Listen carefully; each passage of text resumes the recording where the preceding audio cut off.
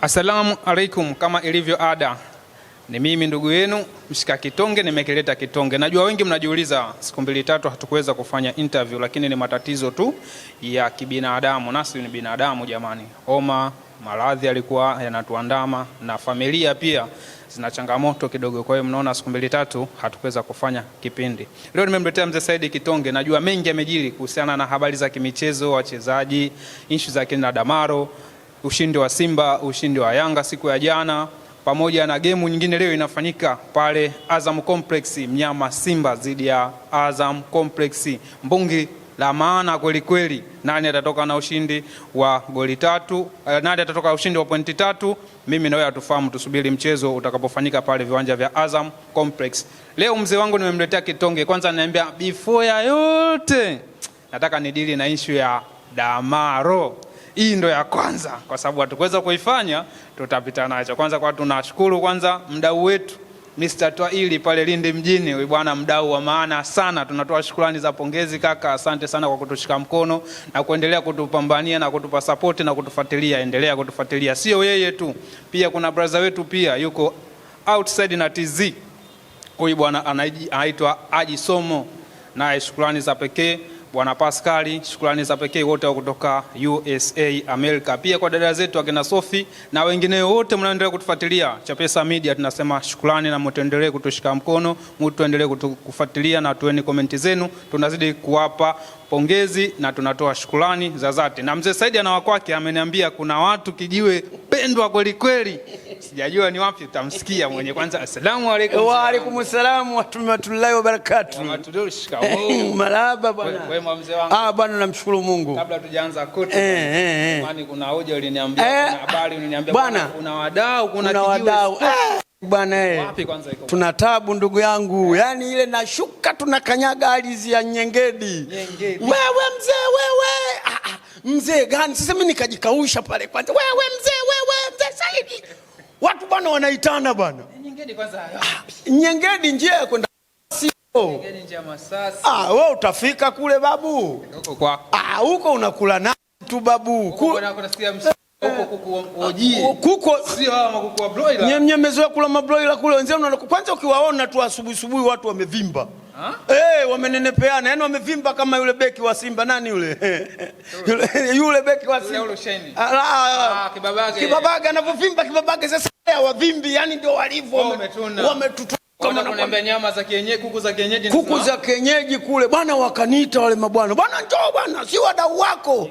Mimi njoo bwana mzee wewe. Kafika pale nikawekwa kati watu wa Simba, watu wa Yanga. Watu wa Simba wananipiga madongo, wanalalamika ajabu. Wewe bwana wewe mzee upendi. Kaambia lo, kimoyo moyoni nikasema mtume.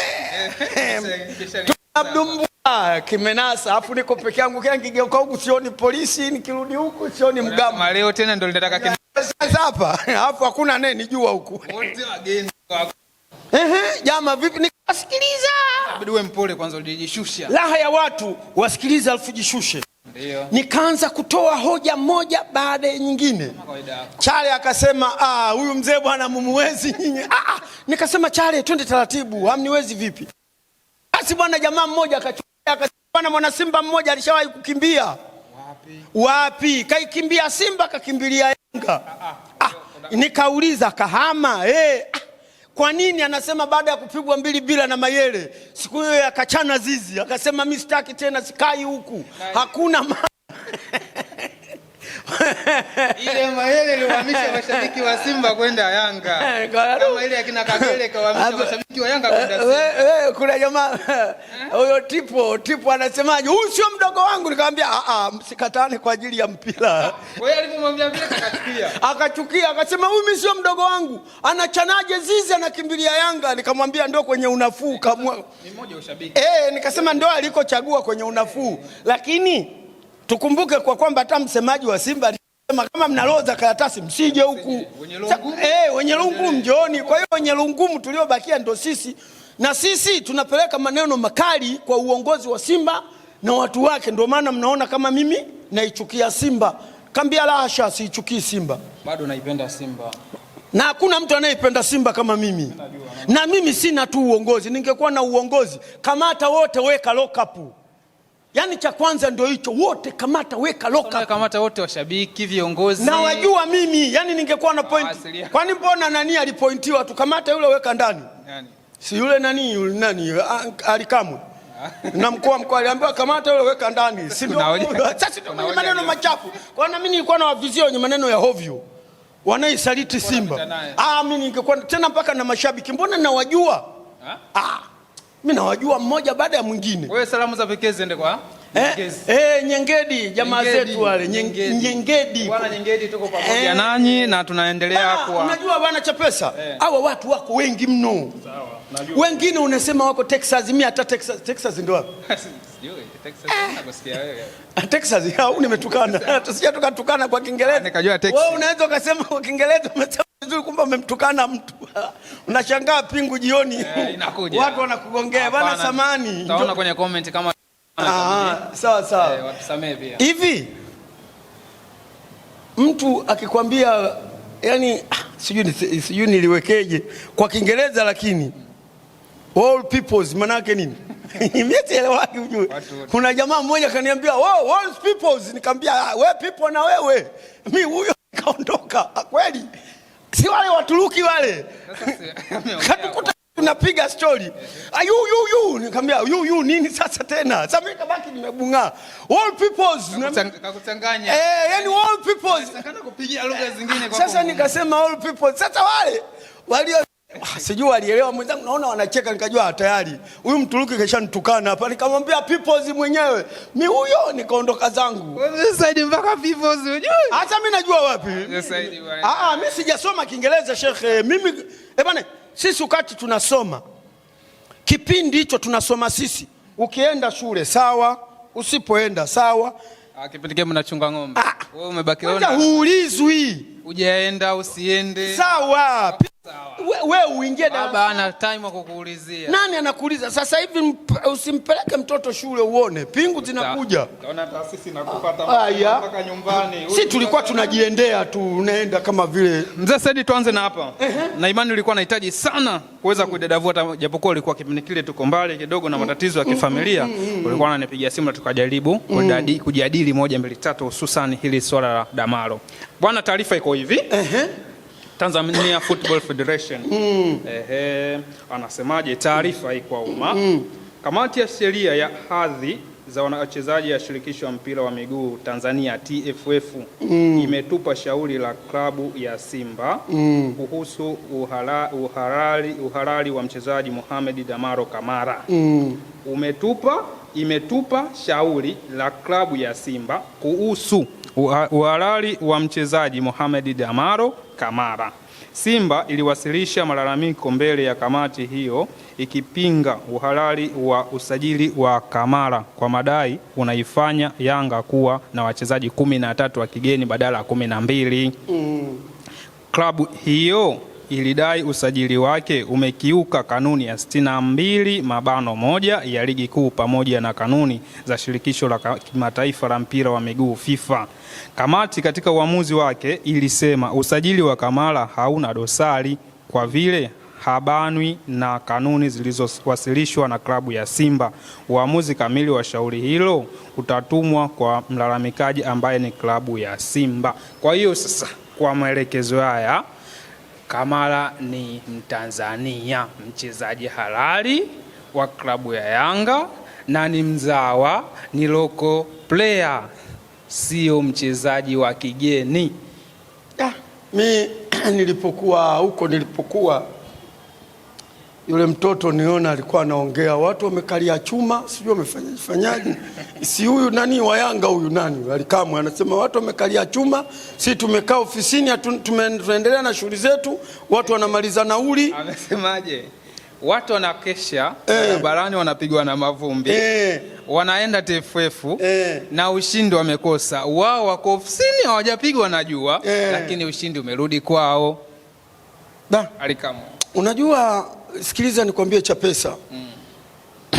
Jana na namba yangu ya Voda. Na namba yangu ya Voda.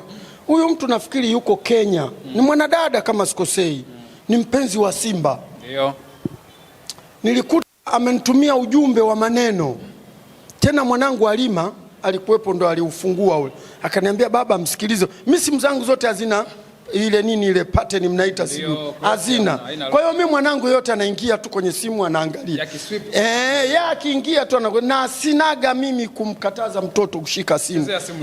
Kwa sababu mimi sina mambo mengi, mimi nishakuwa mtu mzima. Sawa sawa. Mwaga maneno. Mule ndani hivyo ingia yule mwanangu akanishikilizisha ule ujumbe. Huyo mdada from Kenya.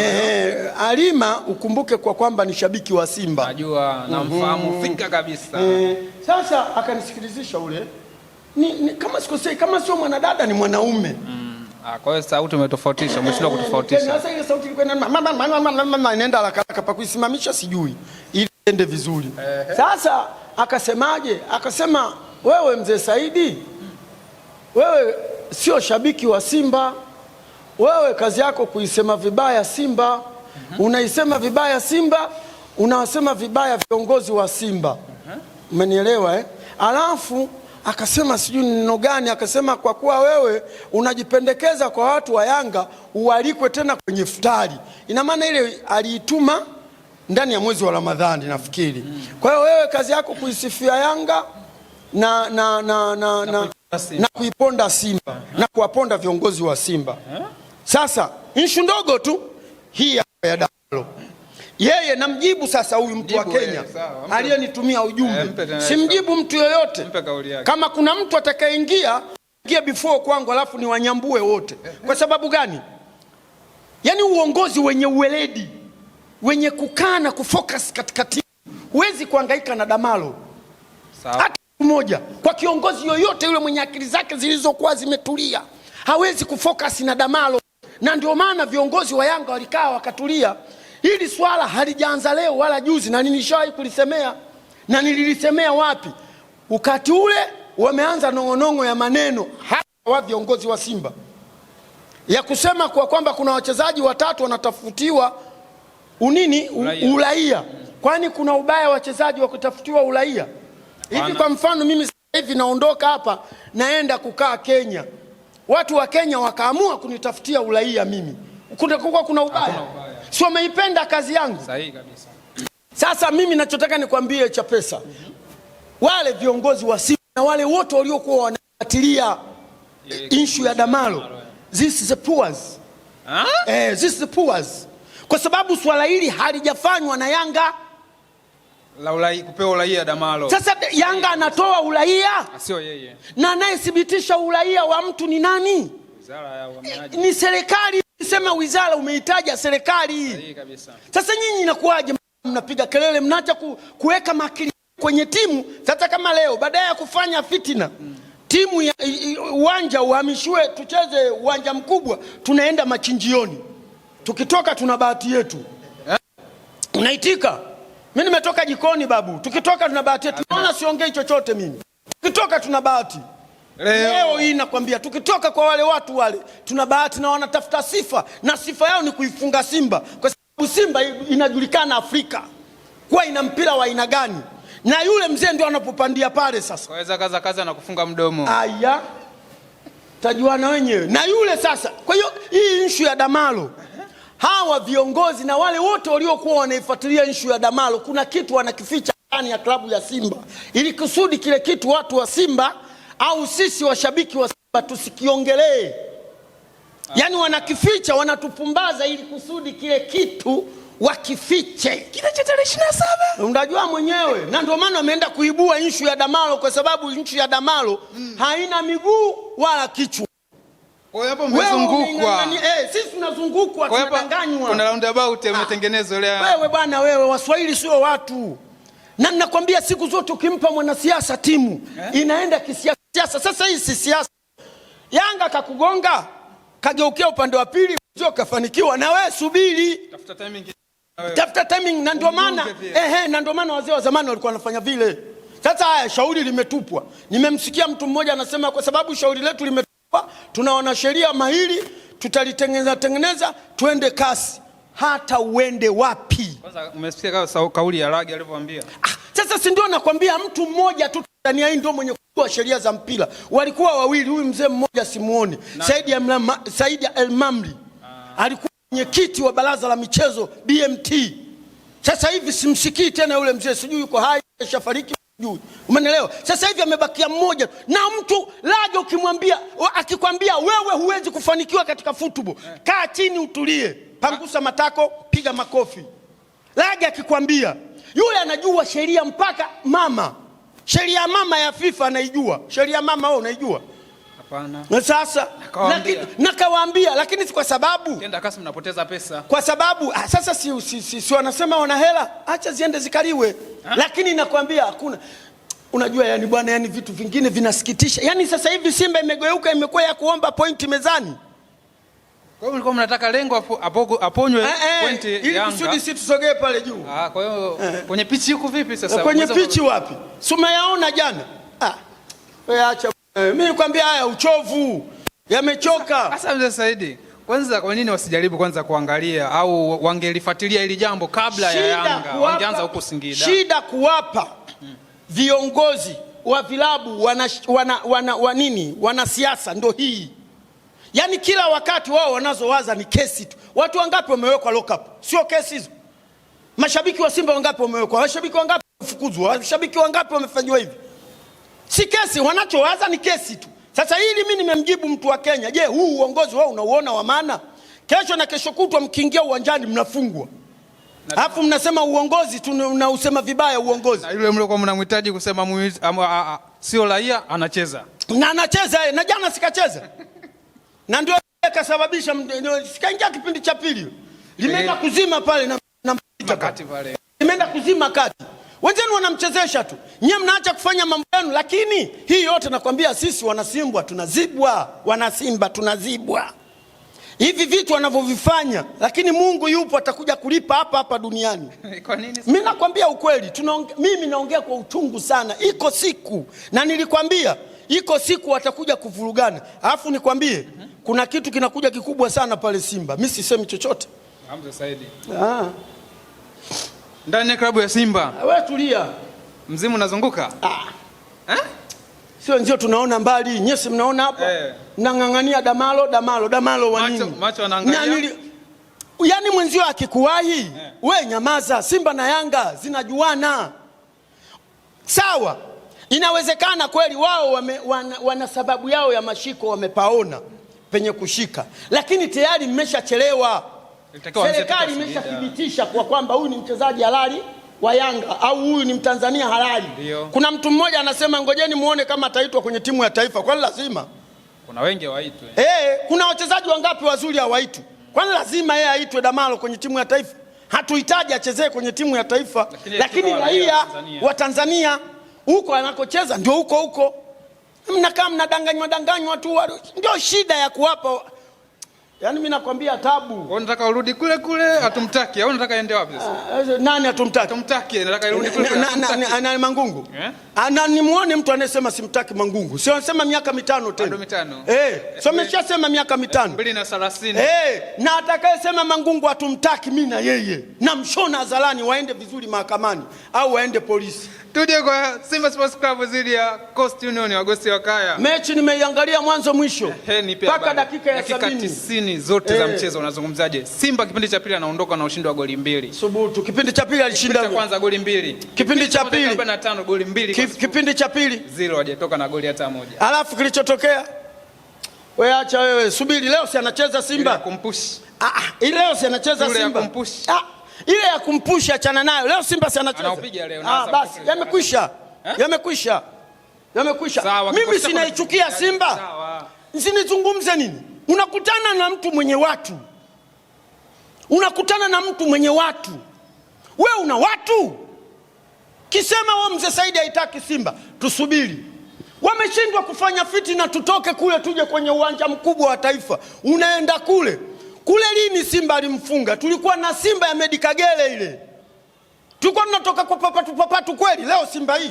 Hapo mnasema kwa kwamba si tumeshaiva. Historia ya Simba Sports Club kushinda Azam Complex haipo. Zaidi ya kutoa draw au sijawahi kuisikia. Na leo umeitwa tena kule. Na leo tumeitwa. Wewe mnaacha kufanya fitina, mnakaa fanya fitina ya Damalo, mnaacha kufanya fitina, tutoke hapa tuende kwenye uwanja ule pale tukajinusuru. Alafu angalia ushenzi walioufanya hao Azam. Kiingilio bei gani? Mzunguko 15.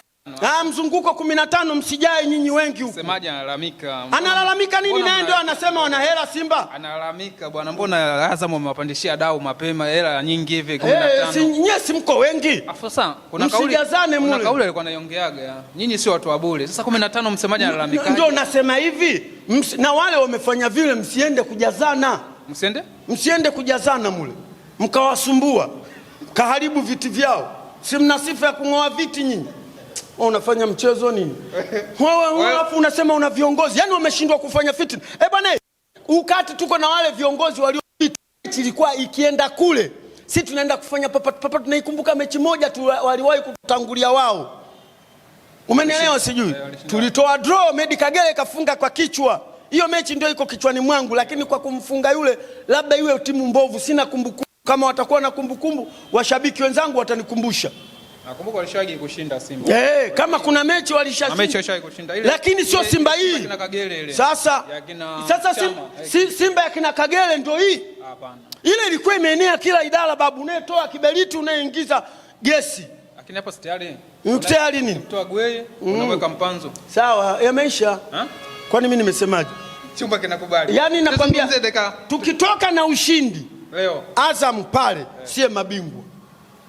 Ipeleke hivi. Sisi tukitoka na ushindi hata wa pointi 3 leo pale sisi mabingwa. Wana Simba wanasikia. Mzee Said, tule mchezo wa jana. Huko tutazidi kwenda, maana naona nimekutonyesha kidonda kidogo. Pole mzee wangu. Mchezo wa jana KMC. Uwanja wa Kinondoni, pa halmashauri ya Kinondoni. Yanga zidi ya usiseme Yanga, sema masinagogi. Tena limekuja jina lingine. Utajua wewe. Kutoka Galatia mpaka wa sinagogi. Hebu maana wa sinagogi kabla tuendelee. Wa sinagogi wanagonga wanakubembeleza. Wewe umeona jana walipokuwa wanafunga prison huko wanawabembeleza. Wewe walipiga lafu wale. Wale wamepiga lafu. Yanga hawajacheza lafu. Sasa lakini watu wamekula 3 na mengine refari kabugia. Offside sio offside, offside. Wewe uliona ile goli akafunga nani yule kapiga kichwa anakuambia offside. Offside gani? Hivi Pakome. Wewe jitu limetoka huko. Umeona nilikwambiaje mimi wewe? Umekumbuka kuna siku nilikwambia hapa Yanga wale wanajuana. Umeiona ile ya jana ile? Wale watoto wamevutika wanaenda kutafuta goli. Alafu ilifanywa nini? Kaondoka Pakome peke yake. Nyosho zile. Duka abu ya mzile pasi mbona mimi sizielewi? Sio zile pasi zile, watu wanajuana. Kwa nikiiweka hapa mtu yupo. Stabo. Sasa umemwona jana wale Okelo? Utajua wewe. Alafu ndio mlisema uchafu. Naitika. Nyinyi mlisema uchafu ule. Ilionekana amekuja Galasa na yeye mchezaji ambaye kashuka kiwango. Umeona goli la pili? Mudathir ya Raisi kafanyaje? Baba mbaya yule na mkanzu wake kasimama anapiga makofi pa. Sababu yake nini? Anapa pongezi. Anawapa pongezi wapi bwana wewe? Mimi nakwambia labda mumuondoe yule Simba ndo anachukua ubingwa. Kipindi cha kwanza Azam kwa mnamngangania Damalo. Yaani ujinga mtupu babu. Hakuna hata kiongozi mmoja mchezaji kafanya vizuri mkapiga makofi zaidi ya washabiki tu kuzomea. Wewe nenda bwana wewe. Alafu mnasema sisi tuna viongozi wanakera. Yaani inakera, inafikia sehemu mwangu unaona hivi kwa nini wale watu wasitoke tu wale ngine kukamata mmoja unatupa kule watakupiga bastola. Piga bastola nani bwana wewe? Nimeumbwa kwa ajili ya kufa, kuishi bahati nzuri. Hizi ni starehe tu za duniani. Mimi ukinipiga bastola nikifa ujue ushujaa. Pigwa chuma mchezo. Uhakika. Ndaongelewa mpaka nakufa. Yaani mpaka napotea. Sije kapigwa kitu kwa sababu ya Simba. Ushujaa ule babu. Kafanya nini? Kwani alikuwa mwizi yule? Hapana. Mbona alikuwa mzee mmoja ana shida yoyote. Kapigwa chuma kwa ajili ya timu. Yaani safi kabisa. Lakini dakika 45 za kwanza ya jana kila ukijitahidi mzigo ulikuwa mgumu. Kwani wewe ulimuona Fuso alichokuwa anawaambia msiende? Pakini basi. Pakini basi. Msiende, pakini basi. Wameingia watu wa kwenda kuifungua mechi. Kipindi cha pili. Watashikwa na tamaa. Watu wenye uwezo wa kumiliki mpira kwa muda mrefu na kwa sehemu moja. wa sinagogi. Fuso wanasema bwana, kipindi cha kwanza waliumudu mchezo, lakini kipindi cha pili kulikuwa kuna watu ambao hawako tayari kuufungua mchezo. Lakini alipoingia watu wa kuufungua mchezo unaufunguaje? Unawatamanisha watu wanacheza kwako, wewe unacheza kwako. Wale lazima wataufuata mpira, watakuja kufuata mpira. Kwa wale watafanya makosa, wakishafanya makosa sisi tutaweza kuunasa, tutafunga goli. Ndio kuwafungua, watoke kule kwao waje kwako. Wamekula ngapi? Chuma 3. Wewe nenda zako huko. Sababu kuna ile goli la kwanza ile anafunga. Unaonekana wewe unashangilia sana, sisi tunacheza mpira mbovu. Wewe unaenda kusema mpira wa Coast ule. Wewe umeona kipindi cha pili? Mimi nilikuwa niko mapolini naangalia ule mpira na rafiki yangu mmoja anaitwa Ali Kololo. Na hata kama ungekuwa ni simu hapa ningempigia, nilimwambia nini mule ndani tunaangalia mpira. Tena washabiki wa Simba wako nilimwambia wewe twende tuondoke dakika ya 70, twende tuondoke, hamna goli lingine tena hapo. Kwa ile mwendo wa kukataa upepo kipindi cha pili Simba bado anaendelea. Sasa kumbe nikamwambia hamna goli, na kweli hakukuwa na goli wala hamna mpisho yoyote. Alafu unaenda kukutana na watu wenye watu. Wewe, haya. Fei mtoto mbaya. Mungu mwenyewe ndo anayejua. Labda waende na majini mengi mule. Na majini yenyewe mule mwezi wa Ramadhani umesijui atapitaje. Sasa basi umeshaisha Mzee Saidi. Mwezi wa Ramadhani bado wale wanafunga 6, sijui 7, sijui ngapi. Hadi sikukuu ya 6. Alafu leo ndani ya sikukuu sasa. Yaani inakela babu. Leo upande wenzetu wanafanya sikukuu. Yaani inakela. Wewe huwezi kukaa unang'ang'ania issue ya mtu mmoja. Yaani Damalo ndo anawafanya watu wanashindwa hata kulala. Kukaa kila siku kuswampa kwenye maofisi ya TFF. Wao wanataka kupata mwongozo wa nini? Wewe chungulia kwanza, ukishachungulia ukiona hili haliwezekani, imo mpaka serikali ondoka. Ina maana hili huliwezi. Wewe kauli wenzio wanasema TFF nayo inaonekana wanawabeba Yanga. Wanawabeba Yanga, wangesema hivi serikali ndio inawabeba Yanga ningewaelewa, kwa sababu izinisho la kuwa yule mchezaji halali au ni Mtanzania halali aliyetoa ni serikali, sio TFF. Na wasingizia, yani kila takataka zote TFF, marefa TFF, sio kina nani TFF, sio kina wengine kamati za masaa 72 hamzisemi. Mnaziacha kila kitu TFF, yote hiyo wanamtafuta Karia tu. Si ndio kiongozi wa TFF? Mnaacha kufanya mambo yenu, mnakaa mnamng'ang'ania mtu mmoja mjinga tu yule Damalo. Kwanza wewe jina la Damalo linatoka wapi? Wewe Damalo. Ngoja unasema wewe bwana wewe. Wewe jamaa? Watu wanahangaika tu, wanahangaika. Nyinyi zenu nashakamateni kwenye koo. Tafuta mbinu ya kupuruchuka. Watoka. Wewe toka pale. Damalo.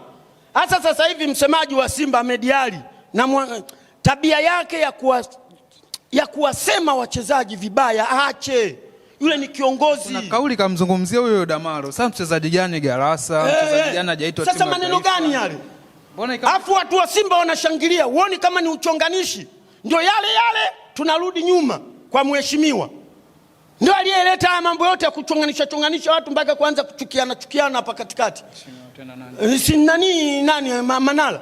Manala sasa alikuwa anawaambia pale. Manala anaficha. Hata leo hii anawaambia. Yeye kubeba yale maneno ya mauzi ndo alianza yako yatoa. Vijana wanapita nayo. Sasa watu ndio wanapita nayo. Sasa lakini mbona kauli ambayo sio? Maana kumuita mtu uwezi kumuita. Ngoja nikwambie, kwanza alishamuita Chama takataka, Chama mlemavu, maneno chungu mzima. Leo hii yuko ofisi moja na yeye. Anajichukuliaje? Hivi hana aibu? Hajisikii vibaya? Alimsema vibaya Chama. Sasa hivi Chama ndio sikaibeba Simba. Na hili niliwahi kuliongea, Chama anakuja anaibeba Simba tena. Watu wakaniona mimi mpuzi. Je, inaweza ni kweli au sio kweli? Bila Chama pale Simba tutembei. Na wenyewe wanasema sio mimi. Lakini alimuita Chiba, alimuita maneno chungu mzima. Haya, Okelo juzi kamuita maneno ya hovyo. Haya, huyu naye Damalo maneno ya hovyo. Kuna nini?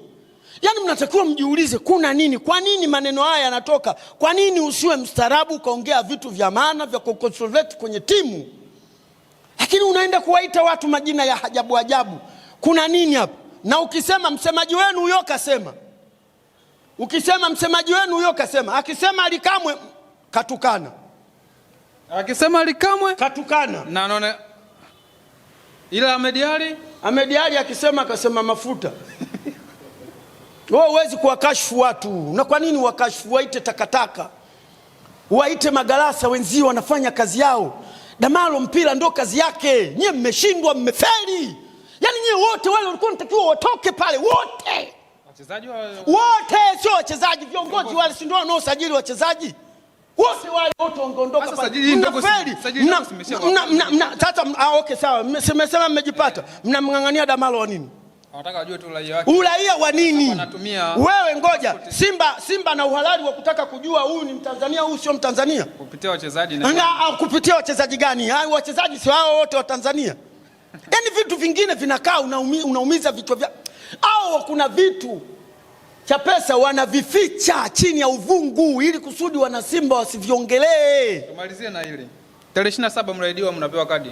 Wewe bwana wewe wa Simba, lakini limepita.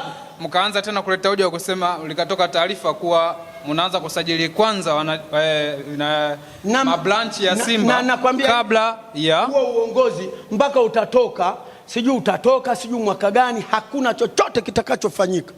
Hamna cha kadi wala kliniki. Na leo tarehe 5 leo. Hamna cha machi imeshapita. Hamna cha nasema hivi, hamna cha kadi wala hamna cha kusajili wanachama. Hakuna mbwi, alafu mtu anasema unaosema vibaya uongozi. Hivi hao wanachama wale hawafi, hawapungui. Mnaacha kusajili wanachama. Angalia wenzenu Yanga wanasajili wanachama, wanawapata wanachama wengine wapya. Lakini nyie mmezinda tu, timu mnafanya kama ya kwenu. Watu wakisema au unaosema vibaya uongozi, watu sisi. Boss Mo bwana ameandika barua kwenye kama bodi ya club huko, anahitaji ajenge uwanja wa Simba Sports Club. Ila sasa atakapojenga 80% iwe kwake, 20% hije kwenu wanachama. Pia sasa boss Jairut Mzabuni nasema yeye anajenga uwanja, 100% yote inaenda kwenye club.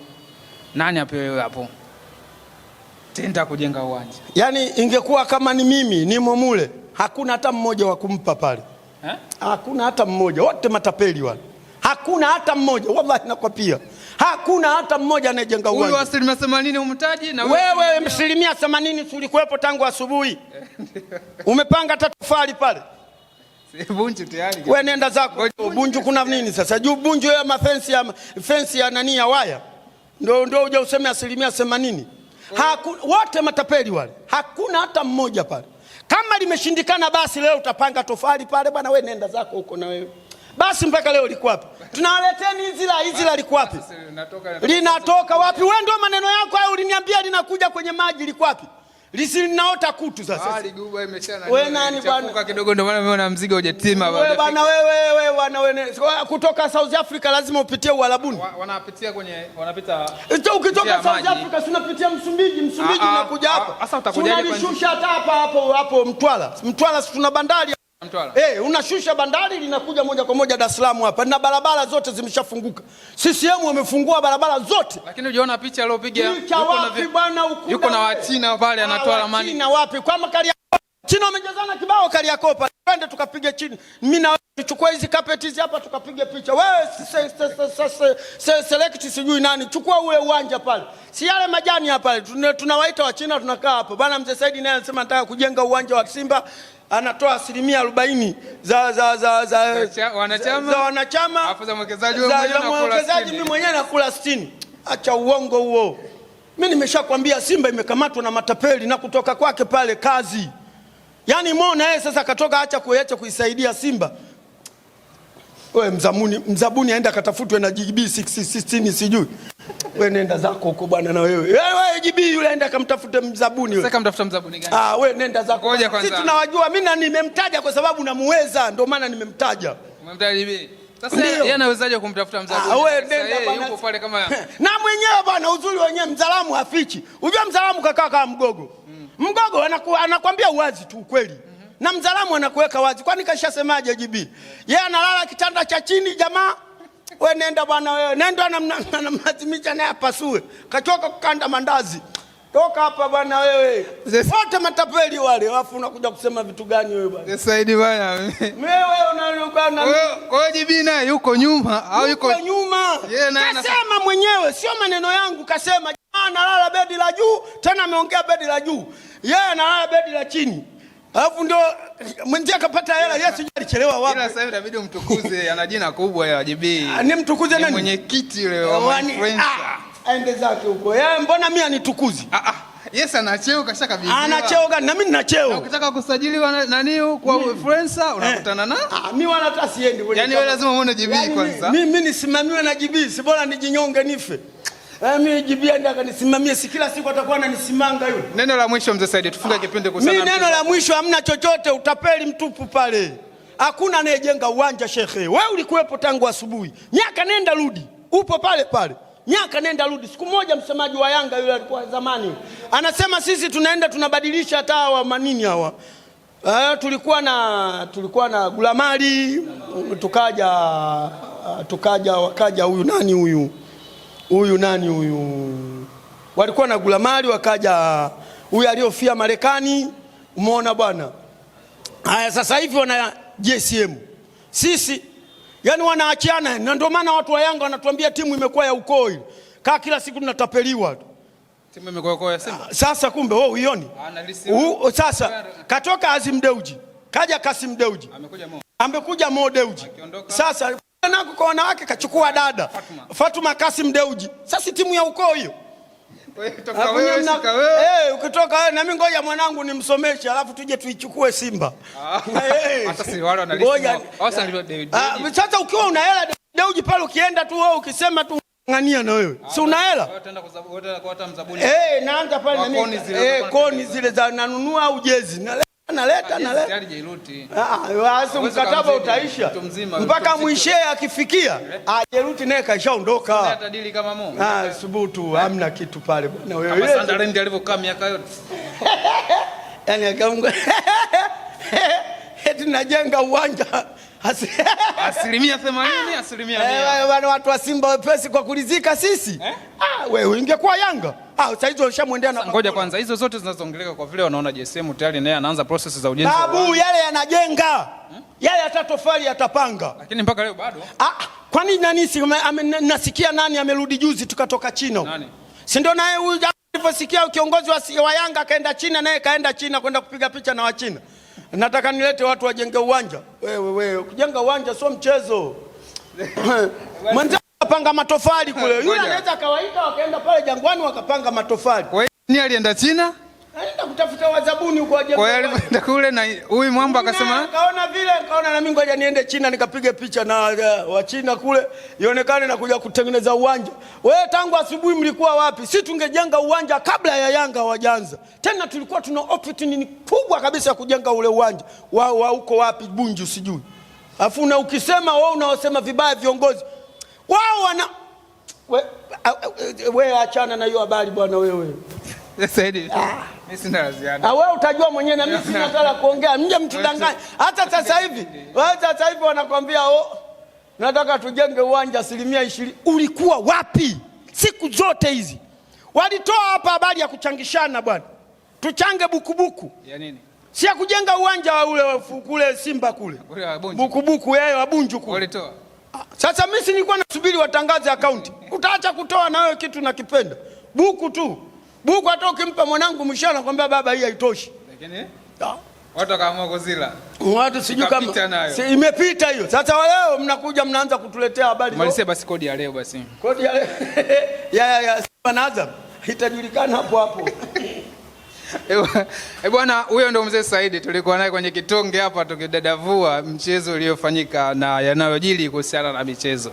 Mimi sina la ziada, nyuma ya kamera yupo director Shizi anakuletea picha ngavu na tulivu, na anasimama kipindi hiki kinakuwa pendwa na ni kizuri. Tunachosisitiza wewe mwana Chapesa Media, wewe unayetufuatilia, endelea kucomment, kushare na kulike. Tunapatikana social media zote, TikTok, Instagram na Facebook. Andika pale Chapesa Media utapata habari za burudani na michezo.